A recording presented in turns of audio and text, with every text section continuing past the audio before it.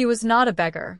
Chloe knew that the second he paused under the flickering neon of the cafe's sign, a ghost caught in a crimson tide.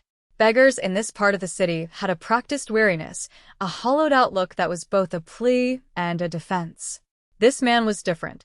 His clothes, a simple dark coat and trousers, were clean but hung on his frame like a memory of a larger man. It was his hands that held her gaze. They trembled with a fine, persistent tremor, the skin thin as parchment over a lattice of blue veins. He clutched the wrought iron railing of the patio, his knuckles white, as if the last of his strength was dedicated to that single point of contact with the world. The late afternoon rain had slicked the streets into a mirror of bruised twilight, and the old man seemed to have absorbed the city's entire reservoir of sorrow. Chloe watched from behind the steamy glass of the diner, a damp cloth frozen in her hand. Her boss, a man whose patience was as thin as his coffee, was already eyeing the door with predatory annoyance. "Don't even think about it, Chloe," he grumbled, wiping the counter with a vicious swipe. "We're not a shelter," but she was already moving. It wasn't a thought, but an impulse, a deep, resonant hum of empathy that vibrated in her bones. She was 18, and the world had already taught her that kindness was a currency she couldn't afford to spend, yet here she was, ready to empty her pockets. She grabbed a bowl, ladling it full of the day-old potato soup that was destined for the bin. She took a spoon and a napkin, slid a bread roll into her apron pocket, and pushed through the door into the damp, chilly air. The old man flinched at the chime of the bell, his eyes wide with a fear that seemed ancient.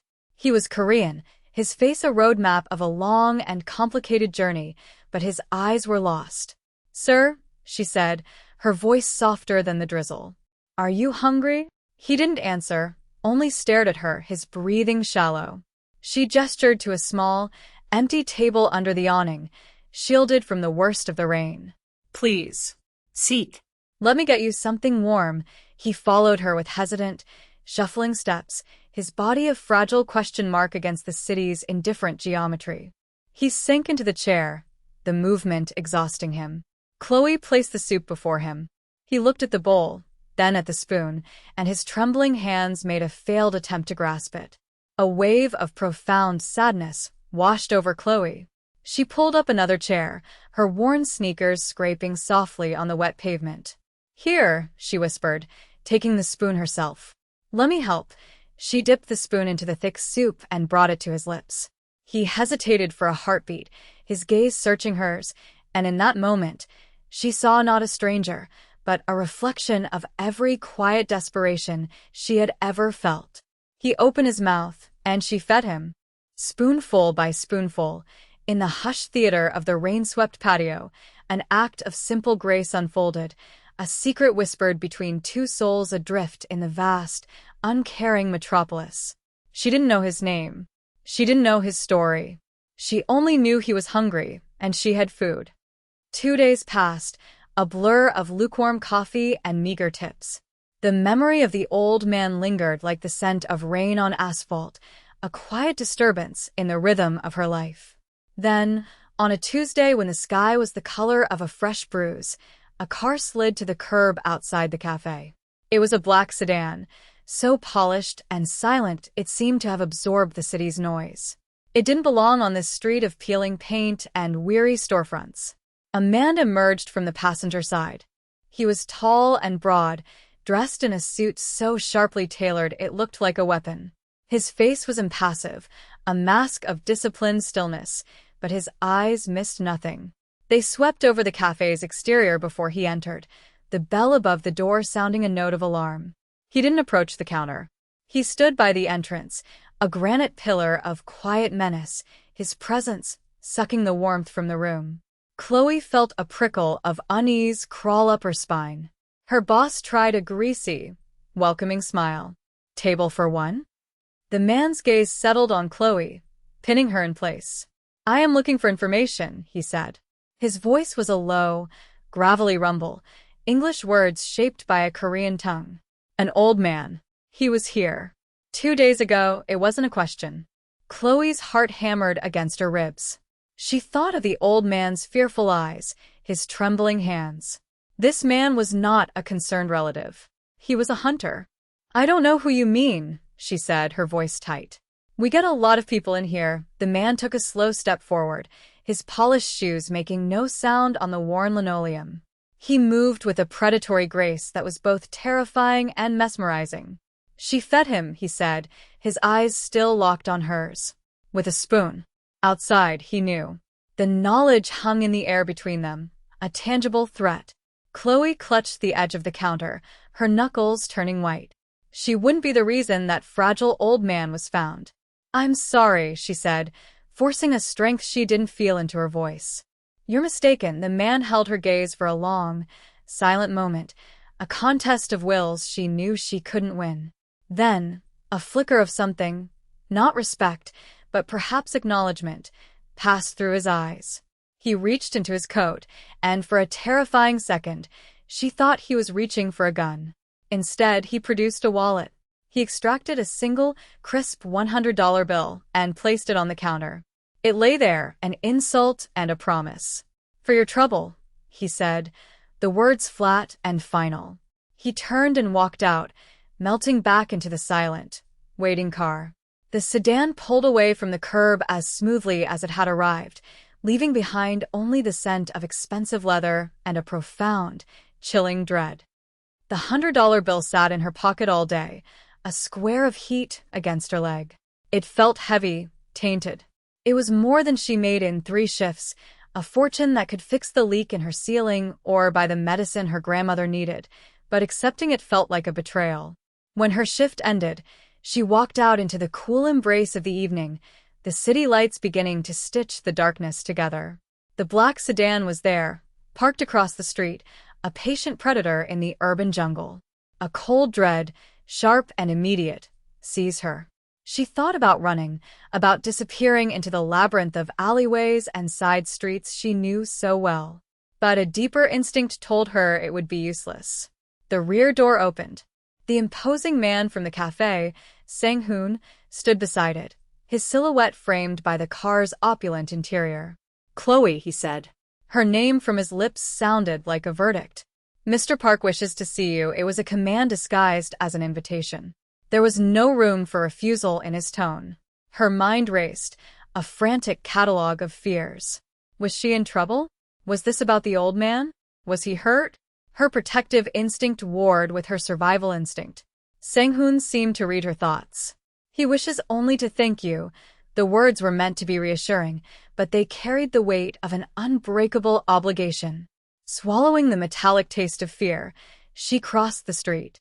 The simple act felt like crossing a border into another country, one with different rules and a language she didn't understand.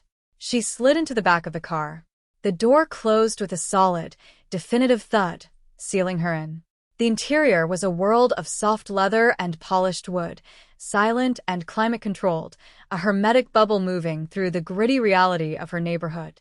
The city she knew, the symphony of sirens, shouting, and distant music, vanished, replaced by a low, powerful hum.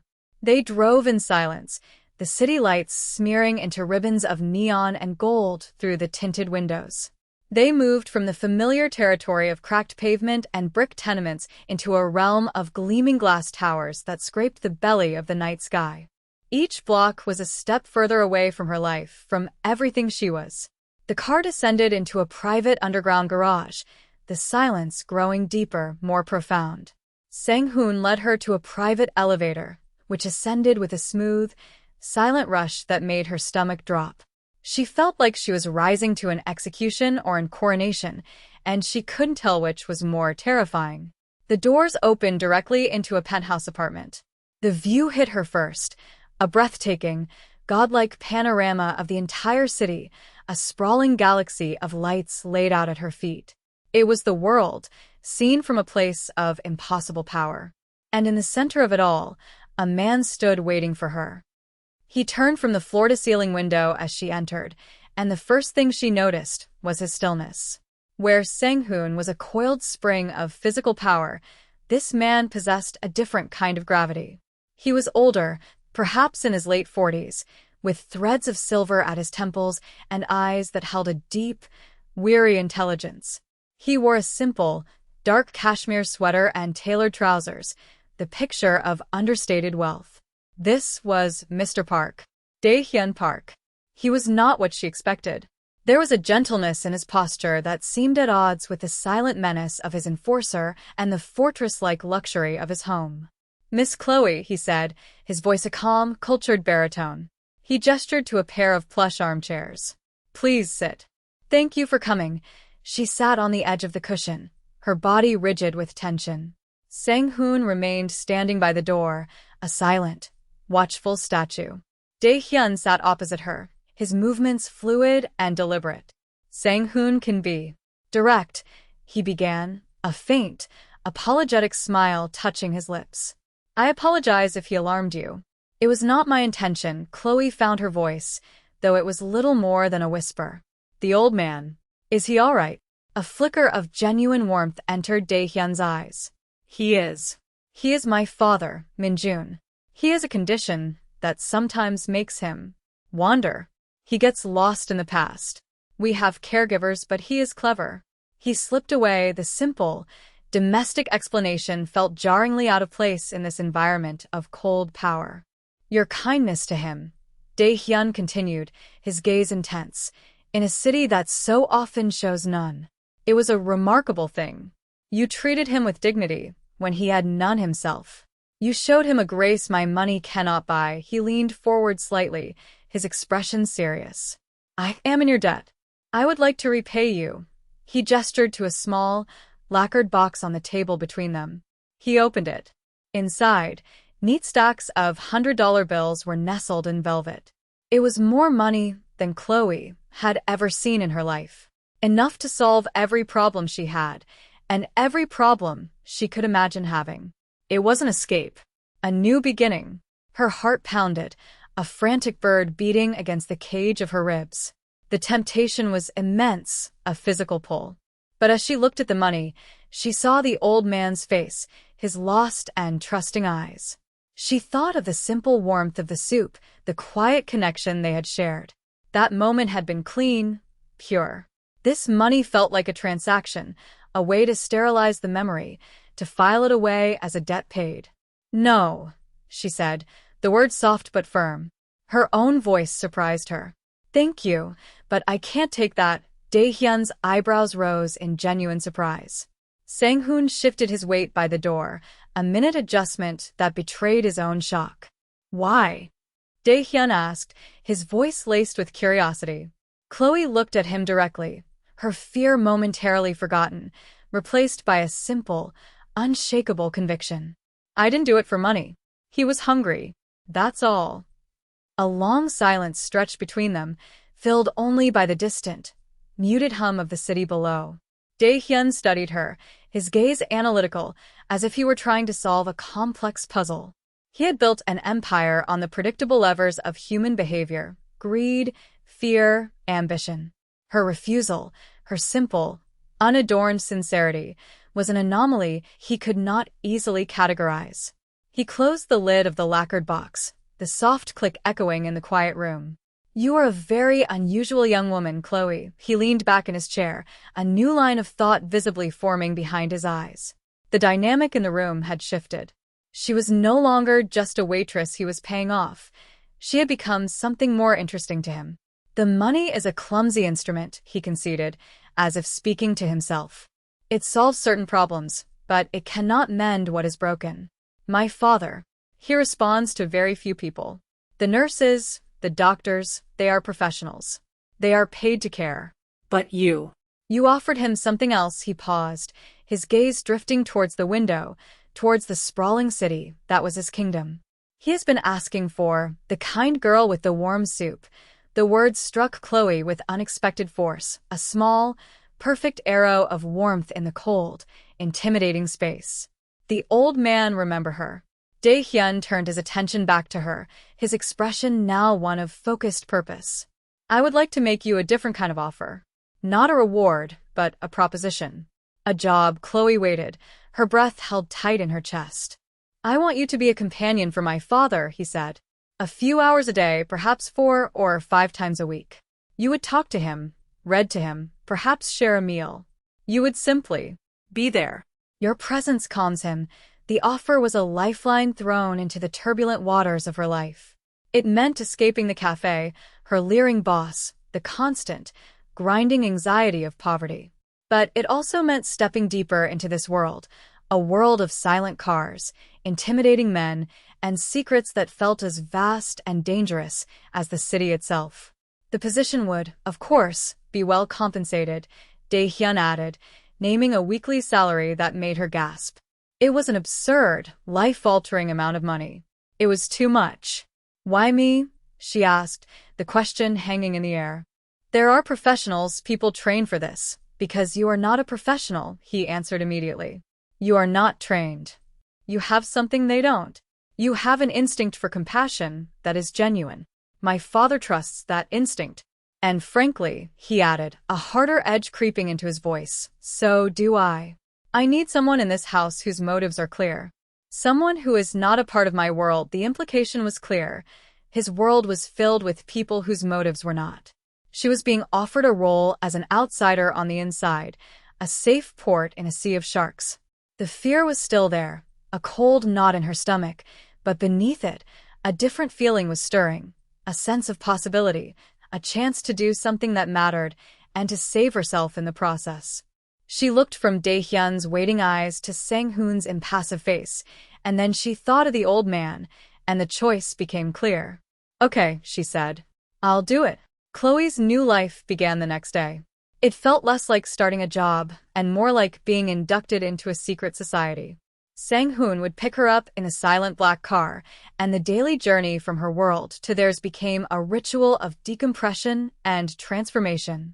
As the sedan ascended towards the penthouse, she would consciously shed the anxieties of her old life, preparing herself for the quiet, rarefied air of the park's home. The penthouse was a museum of tasteful, minimalist luxury, but it was Min-jun's presence that filled it. The old man was often quiet, seated in a comfortable chair by the window, watching the endless ballet of traffic below. Some days he was lucid, his eyes sharp and clear. On those days, he would speak of his childhood in a small village by the sea, of the persimmon trees and the taste of his mother's kimchi. He taught her a few words of Korean and showed her how to play Go, his trembling hands moving the smooth black and white stones with a surprising, remembered grace. On other days, the fog of his condition would roll in, and he would be lost, speaking to ghosts from his past or staring at his hands as if they were foreign objects. On those days, Chloe would simply sit with him, sometimes reading aloud from a book of poetry, her voice a steady anchor in his turbulent mind. She learned to navigate his silences, to understand the language of his sighs and the flicker of his eyes. She was a companion, yes, but she was also a student of this quiet, fragmented man. In her time there, she also became an observer of his son. Dae-hyun was often present but distant, working in his study, the door usually closed. She would catch glimpses of his other life, the hushed, intense phone calls in rapid-fire Korean, the arrival of serious-looking men who spoke in low tones and never stayed long.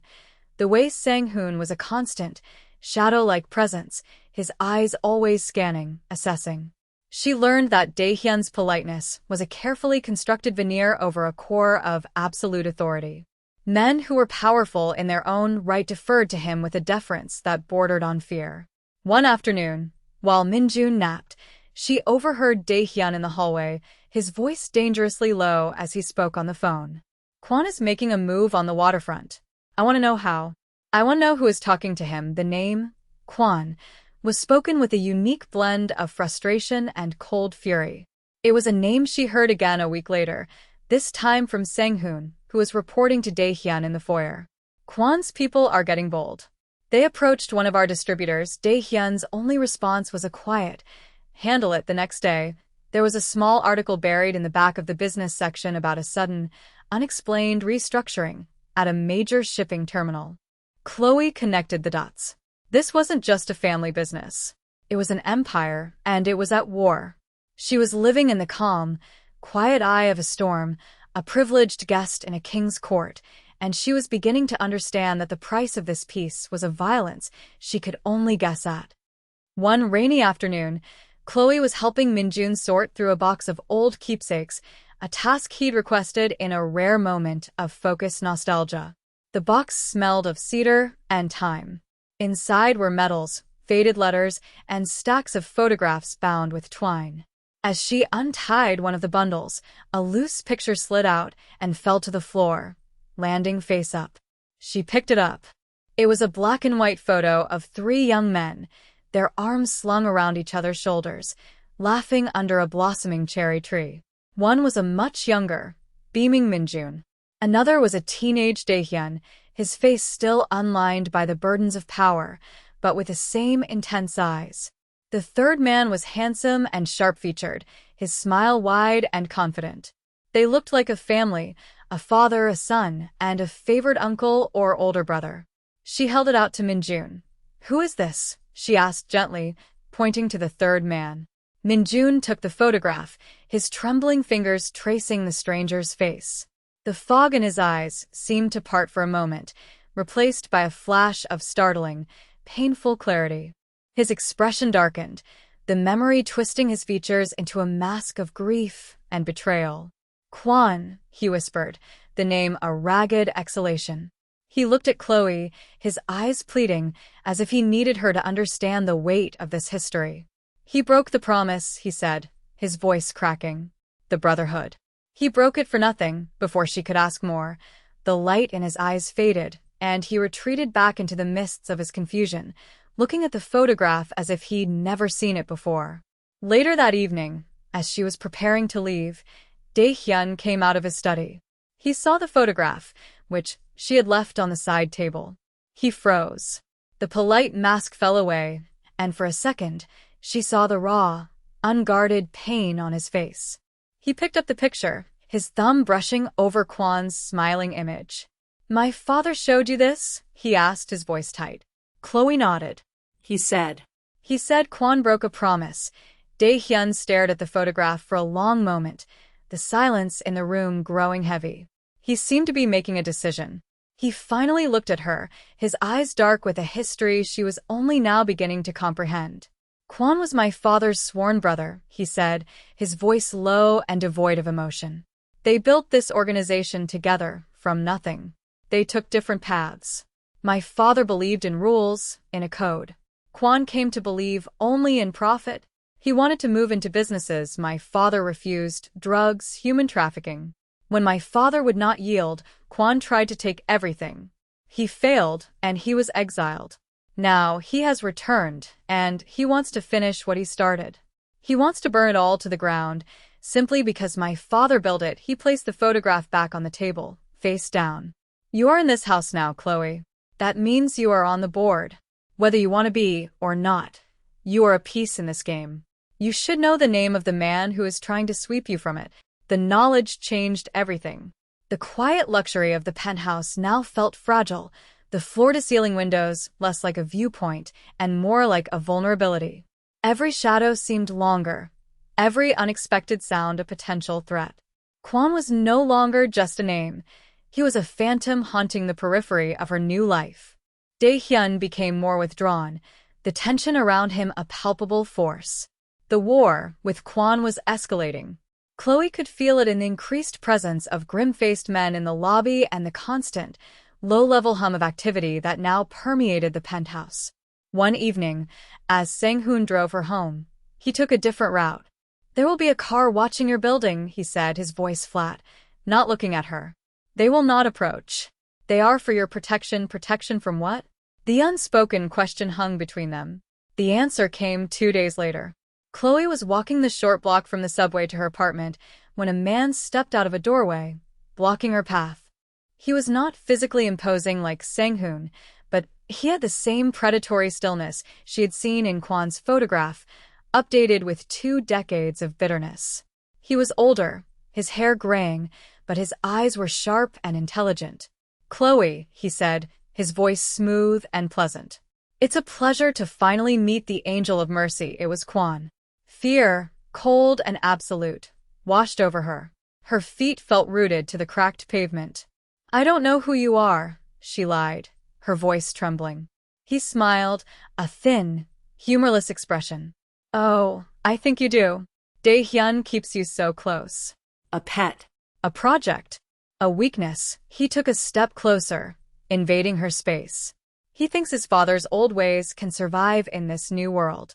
Honor. Loyalty. He fills his fortress with them. But he leaves the gate open. You are the open gate. Little bird, his words were calm, almost conversational, but they were laced with deadly intent. He was using her, probing Dae-hyun's defenses.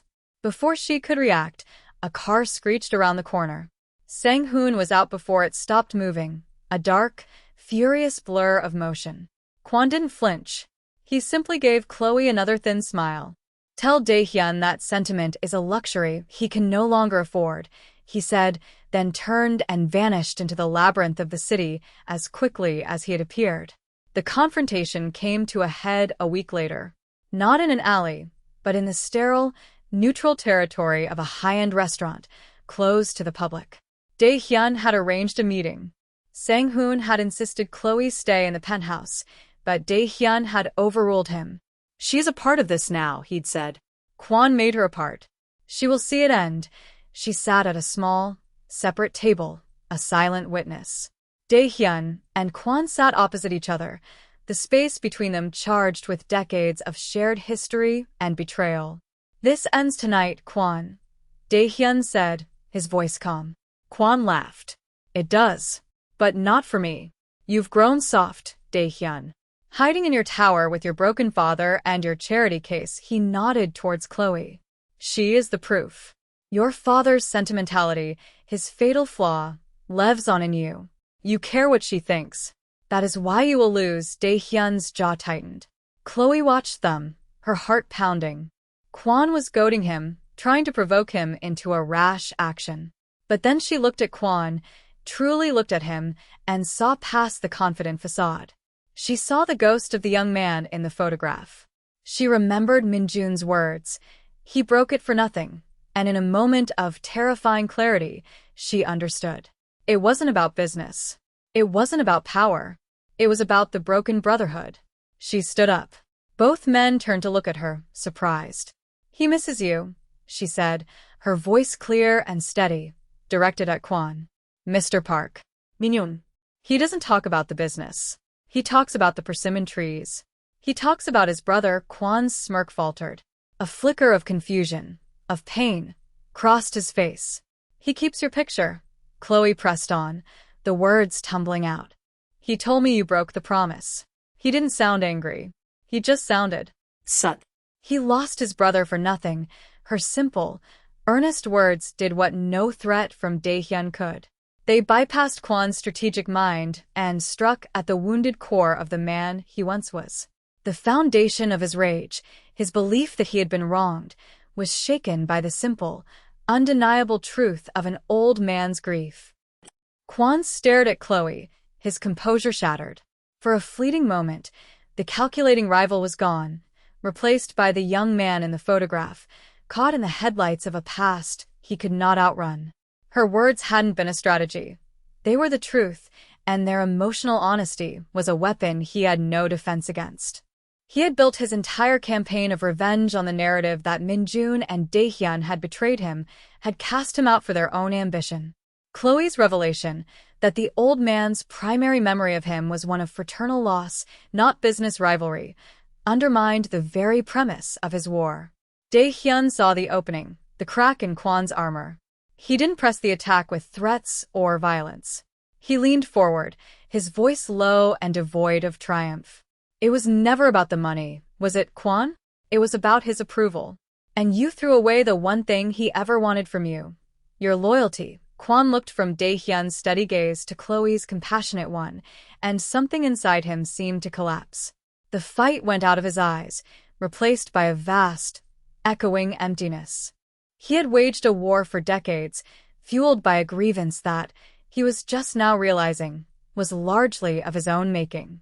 He had become the villain in his own story. He pushed his chair back, the legs scraping harshly against the polished floor. He stood, no longer a formidable rival, but just an old, tired man. He walked out of the restaurant without another word, leaving his empire, his revenge, and his past behind him on the table. The silence he left was heavier than the tension that had preceded it. Sang-hoon, who had been watching from the shadows, stepped forward, his expression a mixture of awe and disbelief. He looked at Chloe, and for the first time, she saw clear and undisguised respect in his eyes. He gave her a short, formal bow. Dae-hyun let out a long, slow breath, the tension of years seeming to drain from his shoulders. "You did what an army of my men could not," he said to Chloe, his voice filled with a quiet wonder. You reminded him of who he used to be. The immediate danger had passed. The war was over. Later that night, back in the quiet of the penthouse, Dae-hyun stood with her by the window, the city lights a silent, glittering testament to his victory. "You are free to go, Chloe," he said softly. "Kwon is gone. The threat is gone. I will give you what I promised, enough to start a new life, to go anywhere, to be anything you want. You have more than earned it." He was offering her an exit, a return to a normal life, albeit a much wealthier one. It was everything she had ever dreamed of. But as she looked out at the city, she realized the view no longer intimidated her. She wasn't just the girl from the struggling neighborhood anymore. She had faced down one of the most dangerous men in the city with nothing but a few honest words. She had found a strength she never knew she possessed. 6 months later, the city was draped in the crisp, golden light of autumn. Chloe sat in a university library, a heavy textbook on urban planning open before her. The quiet murmur of students, the scent of old paper and ambition, was the new soundtrack of her life. She looked different. The weary tension that had perpetually hunched her shoulders was gone, replaced by a calm confidence. She had accepted Dae-hyun's offer, but not all of it. She took enough for tuition and a small, sunny apartment in a safe neighborhood, a world away from both her old life and his. The rest, she had insisted, he put into a trust for his father's care. Her life was her own now, built not on a handout, but on a foundation she had laid herself. She still thought of them sometimes. She wondered how Min-jun was, if he ever asked for her. She thought of Dae-hyun, a king in his glass tower, and hoped he had found some measure of peace in his victory. She had chosen to walk away, to reclaim her own story from the pages of theirs. As she was packing her bag to leave, a campus mail attendant approached her. "Package for you, miss." It was a small, plain cardboard box with no return address. Curious, she took it to a bench outside, the autumn leaves crunching under her feet. She opened it carefully. Inside, nestled in a bed of tissue paper, was a small, exquisitely carved wooden bird. It was a sparrow, its head cocked with a curious, lifelike energy. The detail was remarkable, each tiny feather etched with painstaking care. She knew instantly who had carved it. She remembered Min-jun sitting by the window for hours with a small block of basswood and a whittling knife, his trembling hands growing steady and sure as he worked, coaxing life from the inanimate object. It was the only thing his mind never lost. There was a small, folded card at the bottom of the box. She opened it. There were no words of thanks, no grand pronouncements. Just a single, perfectly rendered character in black ink, written with a confident, calligraphic hand. She didn't know much Korean, but she remembered this character.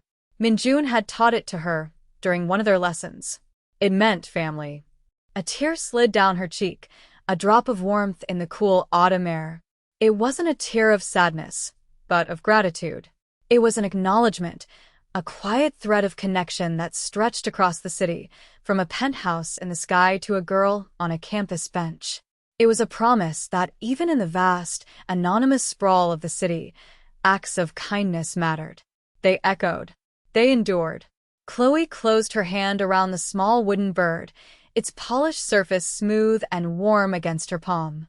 She looked up at the endless sky, the setting sun painting the clouds in shades of orange and rose. The city wasn't a monster to be feared anymore. It was just a place, full of broken and beautiful things, and she had found her own place within it, not as a victim of its currents, but as a quiet architect of her own hopeful future.